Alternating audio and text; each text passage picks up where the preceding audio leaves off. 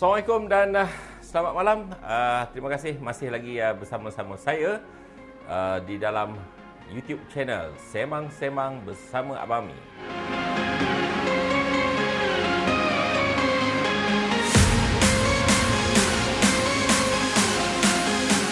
Hari ini kita nak belajar apa yang dimaksudkan dengan SAC. SAC. So SAC bermaksud Surface Air Consumption.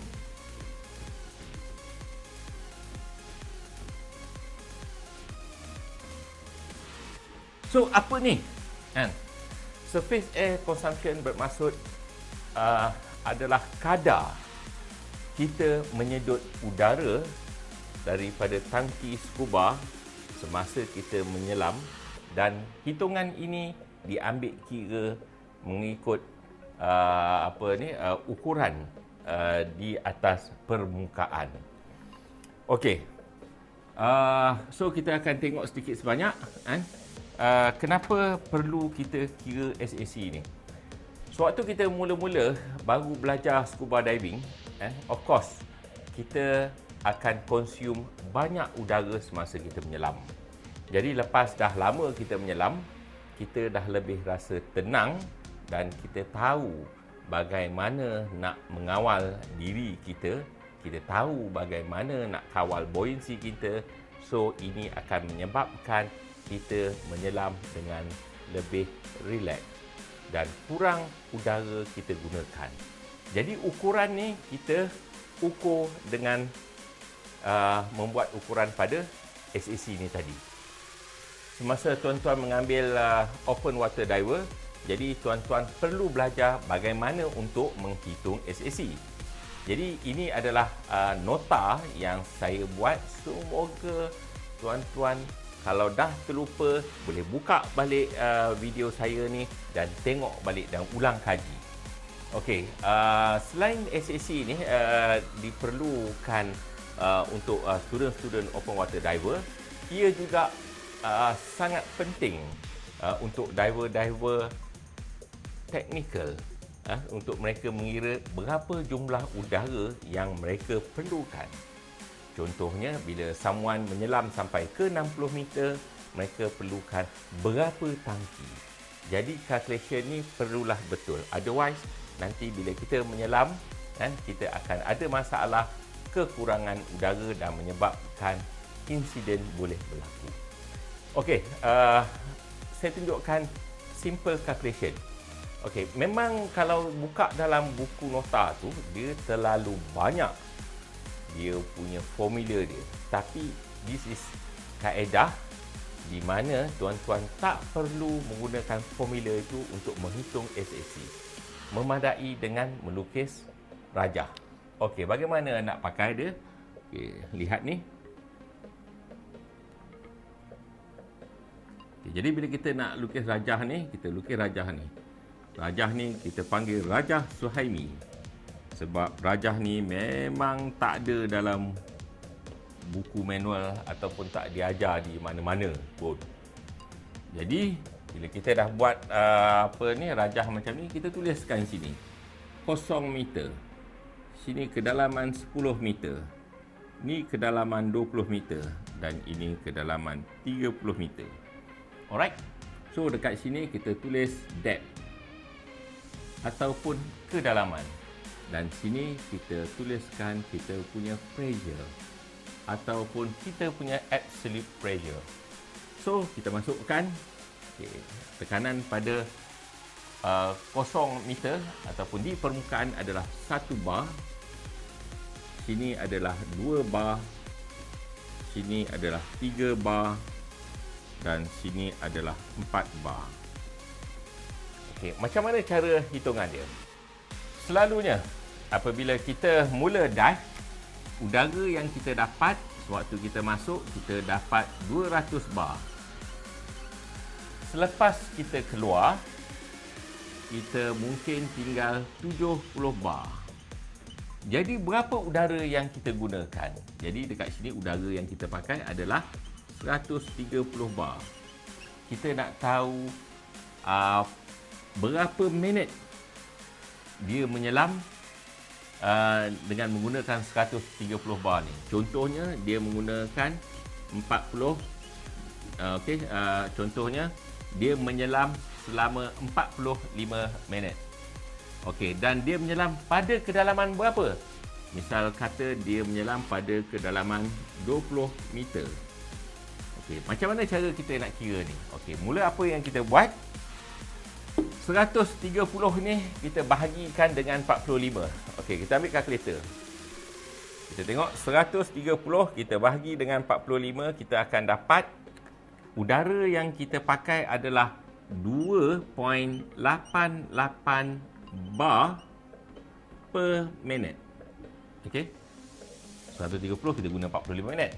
Jadi kalau 1 minit, jadi 130 kita bahagi dengan 45, kita dapat 2.88 bar per minit.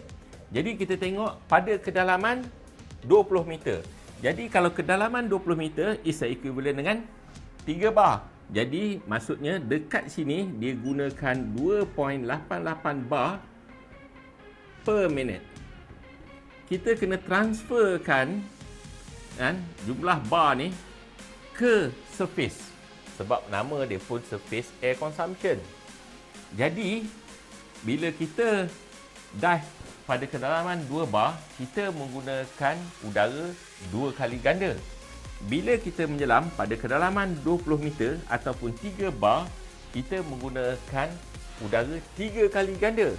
Jadi apa yang kita buat untuk nak transfer ke surface, jadi 2.88 ni kita bahagikan dengan 3. Jadi apa kita dapat? 288 kita bahagi dengan 3, kita akan dapat di atas ni 0.96 bar per minit. Okey. Ini adalah dia punya unit dia di dalam bar per minit.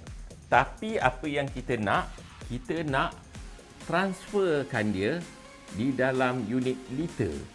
Berapa liter kita pakai udara tu? Jadi apa yang kita buat, kita tengok apa saiz tangki yang kita pakai. Kalau kita pakai tangki scuba yang biasa kita pakai tu, yang about this yang apa, bukan baby tank, yang tangki biasa tu dia punya liter dia adalah 11 liter. Jadi apa kita buat? Kita buat 0.96 ni tadi, kan? Kita kalikan dia dengan 11 liter.